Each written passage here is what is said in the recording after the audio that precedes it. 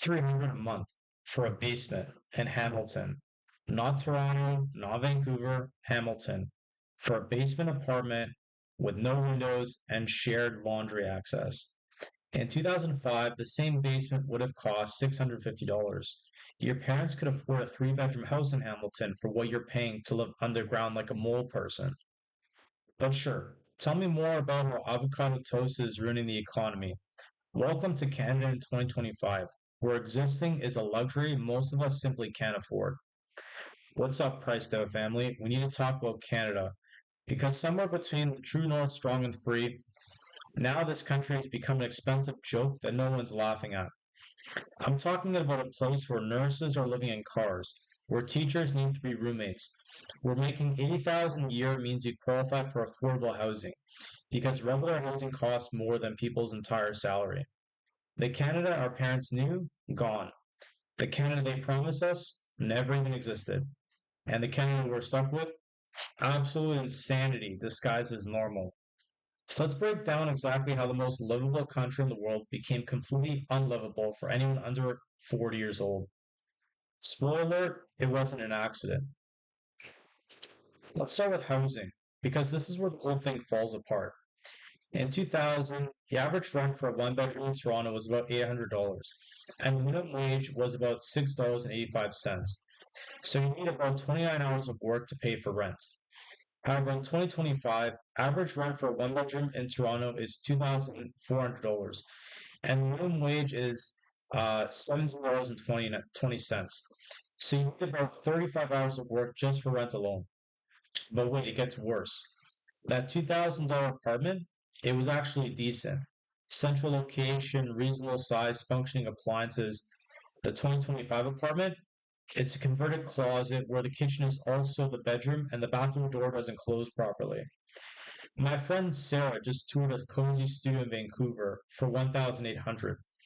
The listing said efficient layout. And you know what that means? The bed folds into the wall because there's literally no floor space when it's down. $1,800 for a Murphy bed in a building where half the elevators don't work. But here's what's really happens. Canada stopped treating housing like shelter and started treating it like stocks. Foreign investments buying up entire neighborhoods as investment portfolios. Airbnb turning rental stock into tourist hotels. Real estate becoming the only safe investment because the government promised it would never go down. And then everyone acts shocked when actual Canadians can't afford to live in Canada. Vancouver has 25,000 empty homes. Toronto has thousands more. Not abandoned, not condemned, just empty. Investment vehicles sitting there appreciating while people sleep in their cars. But sure, they tell us that the problem is just that people are not working hard enough. My neighbor in Ottawa bought his house in 1985 for $180,000, but recently sold it for $850,000.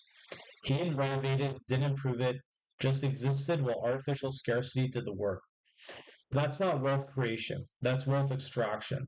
And guess who's paying? Hint, it's not the boomers.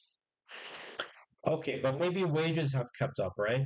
Maybe we're just all bad at budgeting. Yeah, no. Since 2000, Canadian wages have increased about 75%, which sounds good initially, right?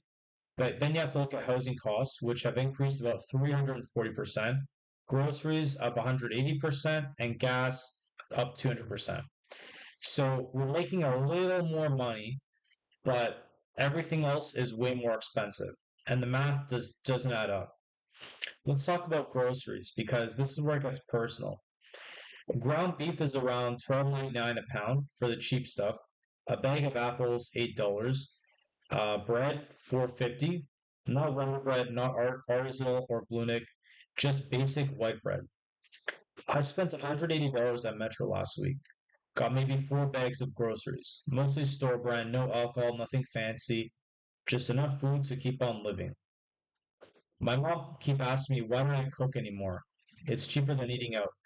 Yeah, mom, except cooking at home costs more than eating out used to. Last month I bought ingredients to make spaghetti and meatballs. Ground beef, pasta sauce, onions, garlic, $34. When I could have just gotten a decent meal at a restaurant for less. But somehow I'm supposed to be grateful for the privilege of cooking my own overpriced food. And this isn't just happening in Toronto and Vancouver anymore. Halifax, Winnipeg, Regina, places that used to be affordable are now pricing out locals. I know a teacher in Fredericton making around 50,000 a year. Her went from 900 to 1,400. Same apartment, same broken dishwasher, same upstairs neighbor who apparently owns a bowling ball collection.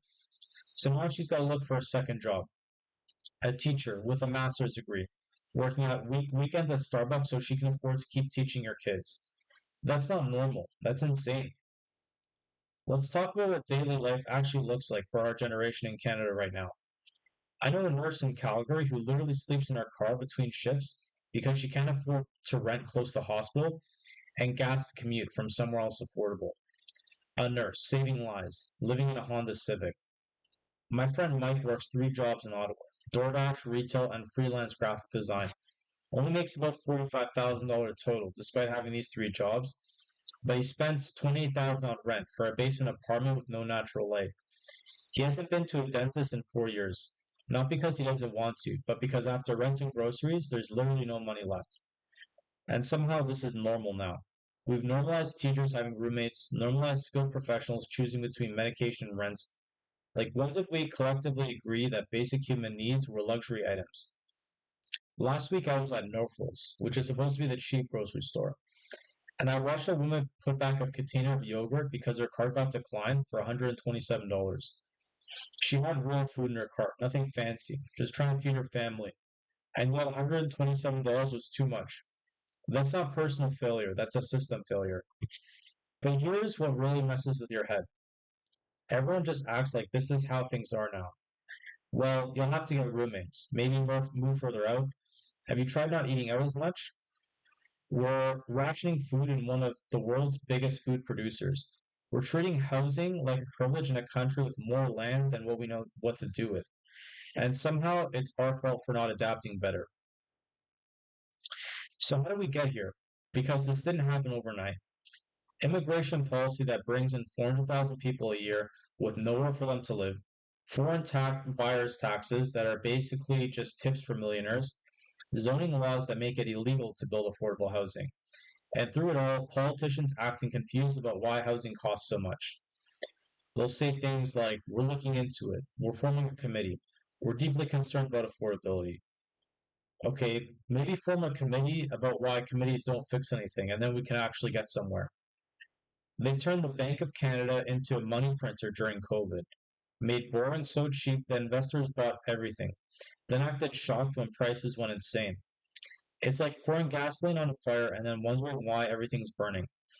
But here's my favorite part: the media gaslighting.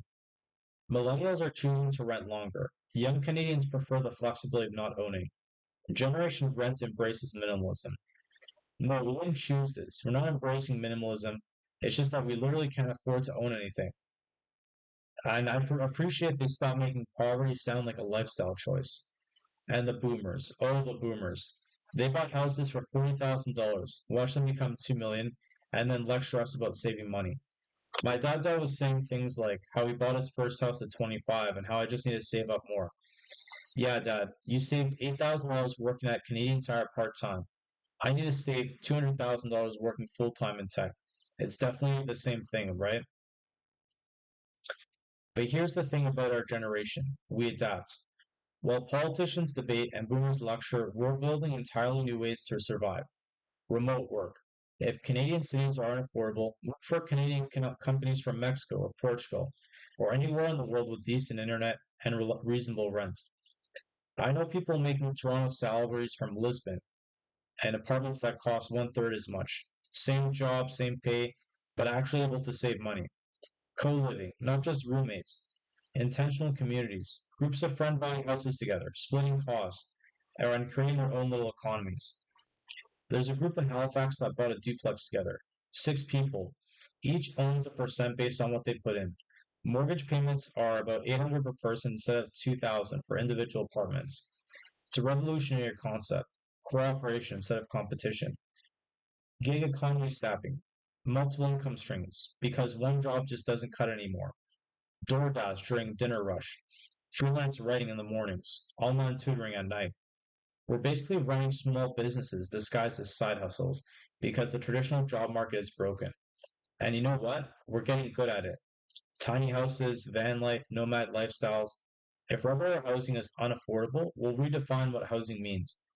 We didn't choose to inherit a broken system, but we're damn sure going to figure out how to survive it, with or without help. All right, that was heavy, but if you made it this far, you probably relate to at least some of this insanity. Smash that like button if this resonated. Share it with someone who needs to know that they're not crazy for thinking Canada's gotten ridiculously expensive. I want to hear your stories in the comments. What's the most insane cost of living moment you've had in Canada? The apartment that made you question reality? The grocery bill that broke your brain? Subscribe if you want more content calling out the economic absurdity we're all living through. We're building a community of people who refuse to pretend this is normal.